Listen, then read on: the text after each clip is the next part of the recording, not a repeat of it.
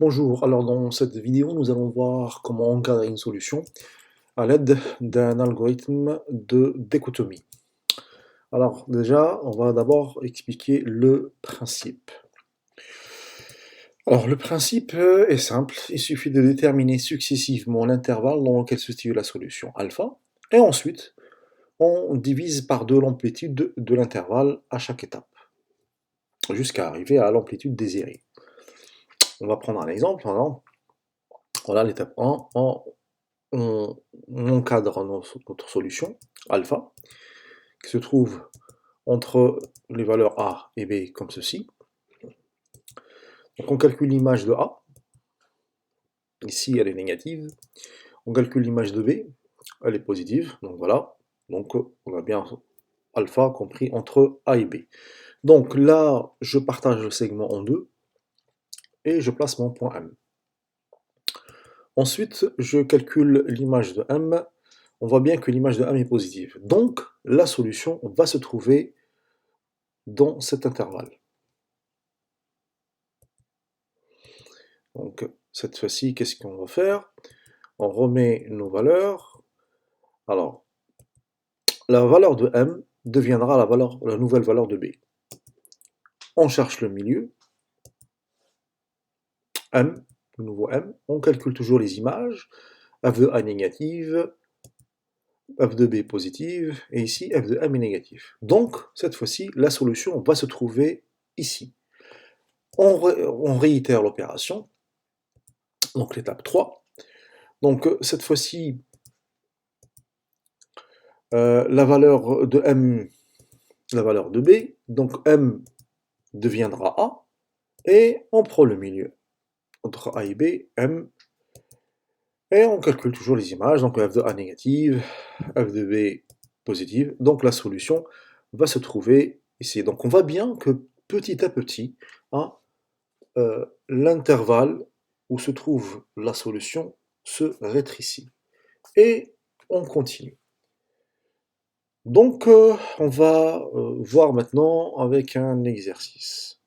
Donc on vous demande de donner un encadrement d'amplitude 10 puissance moins 4 de la solution de l'équation x cube moins 5x plus 2 égale 0 sur l'intervalle moins 3 moins 2.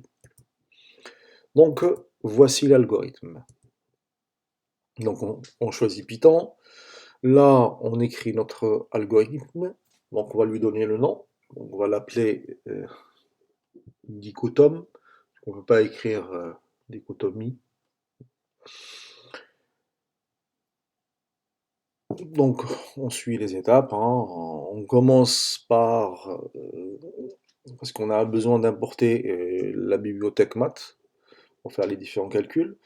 Donc, tout d'abord, je vais définir ma fonction, f de x, la fonction dans laquelle on travaille. Donc, on définit la fonction comme ceci.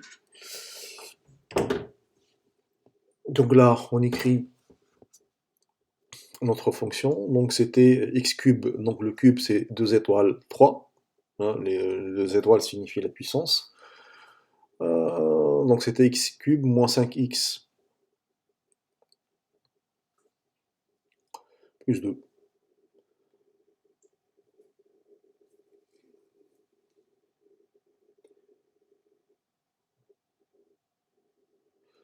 Donc une fois avoir terminé, on revient à la ligne, et là cette fois-ci je vais définir mon algorithme de dichotomie. Alors bien évidemment, il faut garder en tête ce qu'on a vu dans l'étape précédente, c'est-à-dire à chaque fois, la solution se trouve, il fallait que je calcule les images f de A, f de B et f de M, et il fallait que les signes soient différents pour pouvoir placer correctement le milieu. Donc là, je définis en faisant 3 variables. C'est A, B, E. Ah, donc A et B représentent les bornes de mon intervalle, et E, la précision voulue. Donc là, puisque E c'est une précision, donc je considère, je vais prendre la valeur absolue de la différence entre A et B. Et tant que cette différence est supérieure ou égale à une certaine valeur, hein, on continuera notre algorithme.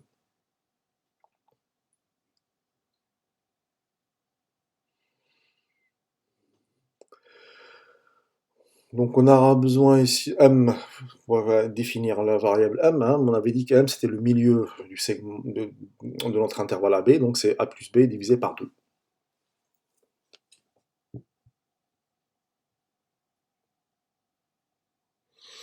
Donc là, on va utiliser la condition, hein.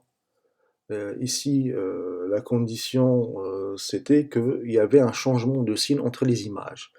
Donc là, si, donc pour le savoir, il suffit de faire le produit, hein. Si un produit est négatif, hein, ça veut dire que les deux sont de signe contraire. Si le produit est positif, ça veut dire que les deux, ils ont le même signe.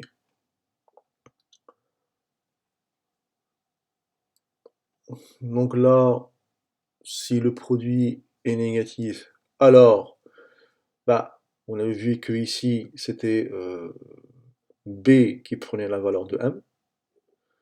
Sinon, bah, c'était A qui prenait la valeur de M.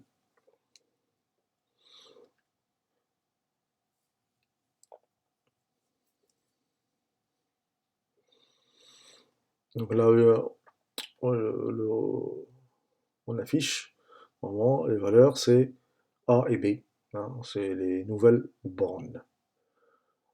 Donc voilà, hein, l'algorithme. Alors, comme j'ai expliqué tout à l'heure, c'est-à-dire le début qui est là, c'est je définis ma fonction. Donc, bien évidemment, tout dépend de votre exercice, c'est la partie qui va changer.